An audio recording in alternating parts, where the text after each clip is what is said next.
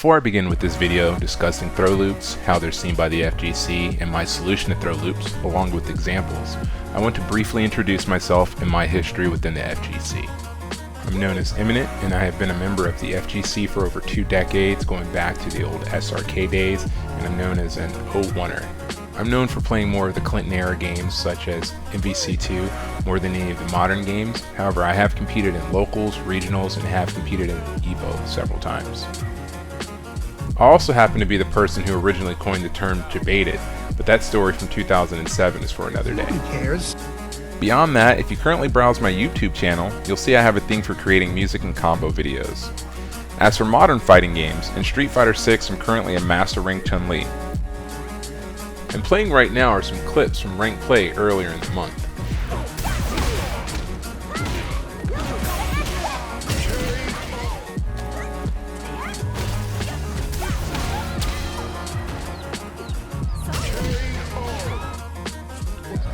Lastly, here's 2 highlight clips from me playing on stream on the winner's side of my pools during CEO 2016 in Street Fighter 5. Great stuff from Eminent, yeah. Yeah, background level. Oh, he got him. Yeah, he went for a back. Now that I've introduced myself, let's jump into the main topic of this video. Many people in the fighting game community have brought up the recent issue of throw loops in Street Fighter 6, and for those not in the know, a throw loop is defined by supercombo.gg as a term coined by the community to describe, quote, throws to provide enough frame advantage that you can attempt a second meaty throw on the opponent's wake up.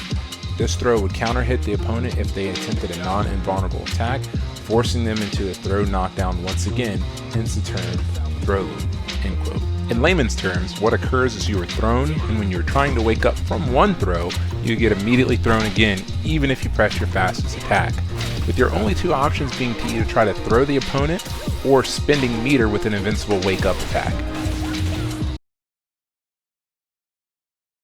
Currently, there are several ongoing discussions in the fighting game community regarding the strength of throw loops, and on the screen I've included 2 of these polls.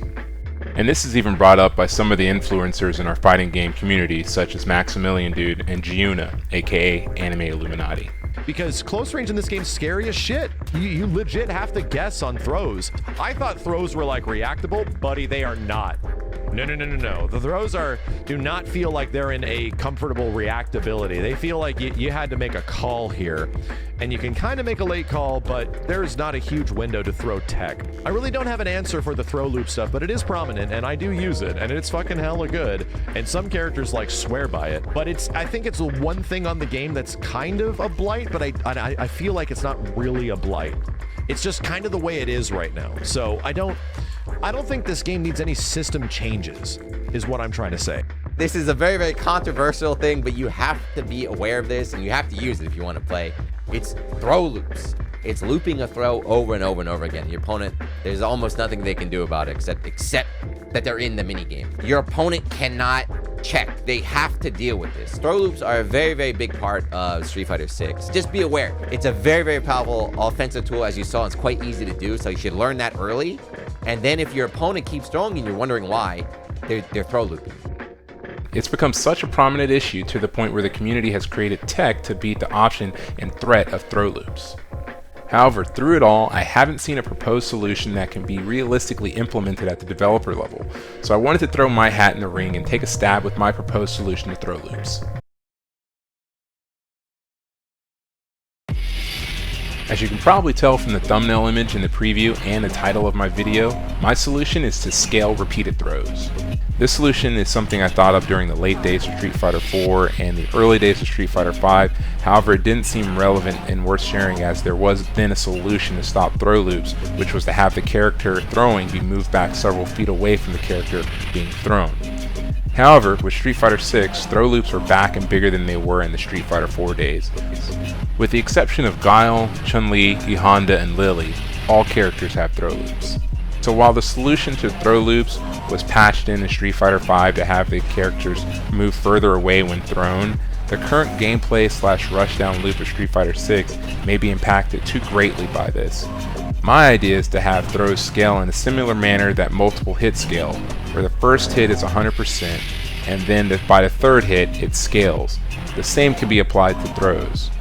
The first throw is 100% or 1200 damage, however the next throw done within X amount of frames is determined at loop and thus scaled, maybe 50% or 600 damage.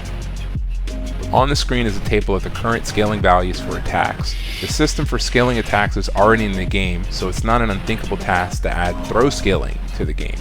Additionally, it could come with a seasonal update patch or may be added to the bigger eventual Super Street Fighter 6 down the road and be included with some other quality of life fixes and enhancements.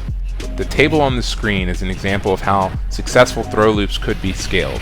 Essentially, the first throw is 100% and everything after is hit with 50% scaling all the way down to 6%. If you need to visualize this, I've added a mock-up to the training room overlay. I've also added an example mock-up of what the event would look like so you can see the throw has been scaled. This would also help the spectators be in the know.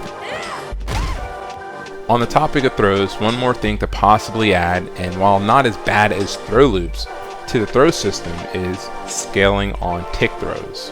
So bringing back up the table, now with tick throws added, the first throw would be 80% after block or hit, and then every loop throw after that is given 50% scaling down to 10%. I also want to add a quick note that the idea of scaled throws is not meant to be a simple fix, but one that could lay the groundwork for a fix of throw loops and open up a whole new meta. For example, there could be possibilities of shimmies being exempt from tick throws or throw loops and thus resetting the throw damage, etc., etc. So in closing, these two proposed solutions would effectively kill two birds with one quote-unquote thrown stone to keep the aggressiveness that Street Fighter 6 is known for and not modifying the existing wake up or distance of throws. So let me know what you think of these ideas, as I wanted this video to be less of a talking head video, more of a shortcut to the chase type video with examples and ideas.